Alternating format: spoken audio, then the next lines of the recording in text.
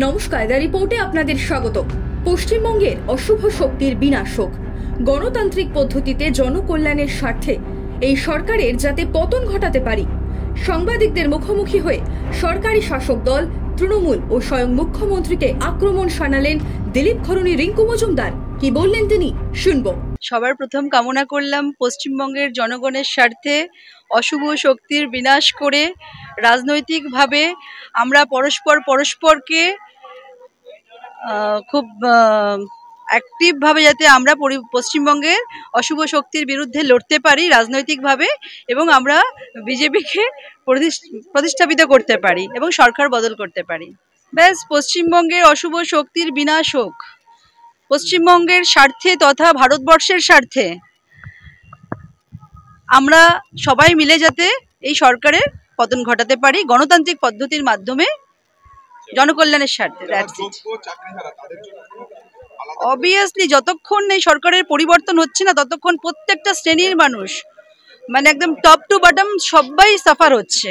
এদিন সকালবেলা বিয়ের পর সস্ত্রীক দক্ষিণেশ্বরে মা ভবতারিণীর কাছে পুজো দিতে এসেছিলেন বিজেপি নেতা দিলীপ ঘোষ। মায়ের কাছে পুজো দিয়ে তারপর শিব মন্দির, রাধাকৃষ্ণ মন্দির, ঠাকুরের ঘর ঘুরে দেখেন তারা। এরপর একে একে ঘাট থেকে গঙ্গা জল নিয়ে পৌঁছন সারদা মায়ের মন্দিরে। সেখানে কিছুক্ষণ প্রার্থনা করার পর স্ত্রীকে নিয়ে বাড়ির উদ্দেশ্যে রওনা দেন দিলীপ। তবে রিঙ্কু মজুমদারের পাশাপাশি বিজেপি নেতা দিলীপ ঘোষের বক্তব্যে উঠে এলো বর্তমানে গোটা রাজ্য জুড়ে চলা অস্থির পরিস্থিতির কথা। সে ধর্না বলুন বা সরকারের সঙ্গে মিটিং, দুটোই নিষ্ফলা হবে, কারণ ওইখানে সমাধান বেরোবে না।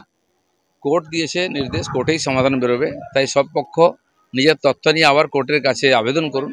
আমার মনে হয় সুপ্রিম কোর্ট সবার কথা শুনে তারাই ঠিক সিদ্ধান্ত দেবেন। 18,000 লোকের চাকরি ফেরত যেন আসে, এটা আমরা চাই। সবার কুশল কামনা করে প্রার্থনা করেছি, সব বাংলায় শান্তির প্রার্থনা করেছি, সবাই যেন আমরা ভালো থাকতে পারি সেই প্রার্থনা করেছি। তারা কোথাকার লোক, বিহার, ইউপি না পশ্চিমবাংলার? কেউ চাকরি পেয়েছে জানি না। এখানে 3 জন সিভিক পুলিশ আছেন, তারা বলে আমাদের যা পয়সা তাতে চলে না। এই চাকরির কি মানে হয়? উনি দেওচা পাচামিতে বলেছিলেন 1 লক্ষ লোকের চাকরি হবে, এক ঝুড়ি কয়লাও বেরোলো, একটা চাকরিও হলো না। এখন মেদিনীপুরে গিয়ে বলছেন 10,000 লোকের চাকরি হবে। আজ পর্যন্ত কত হাজার লোকের চাকরি দিয়েছেন? অভ্যাস টাইম মিথ্যা কথা বলা, সেটাই বলছেন উনি। আমি তো মুর্শিদাবাদে সেদিন ছিলাম যেদিন গন্ডগোল শুরু হয়, 11 তারিখ রাত 10টার সময় পার হয়েছে, যখন তখন আগুন জ্বলছিল। বাকি পার্টির নেতারা যাচ্ছেন, আন্দোলন চলছে, যাবো আমিও। সব জায়গায় তাই করেন উনি।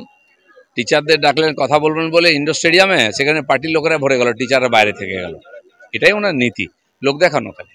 ওরা ডাক্তাররা নয়, ডাক্তাররা যেমন আছেন, সাধারণ মানুষ পশ্চিমবাংলার সবাই চাকরি হারাদের সঙ্গে আছে, এবং সেই পীড়িতা ডাক্তারের পরিবারের সঙ্গে আছে। যারা এই যে হাজার হাজার মানুষ মুর্শিদাবাদ থেকে হিন্দুরা পালিয়ে গেছেন অত্যাচার, তাদের সঙ্গে আমরা আছি, আর সবাইকে এক হয়ে এখানে পরিবর্তন করতে হবে। রাজা দে, দ্য রিপোর্ট, দক্ষিণেশ্বর। আরো বিভিন্ন খবরের আপডেট জানতে হলে দ্য রিপোর্ট চ্যানেলটিকে সাবস্ক্রাইব করতে ভুলবেন না, কারণ আপনাদের একটা সাবস্ক্রিপশন আমাদের কাছে অত্যন্ত মূল্যবান।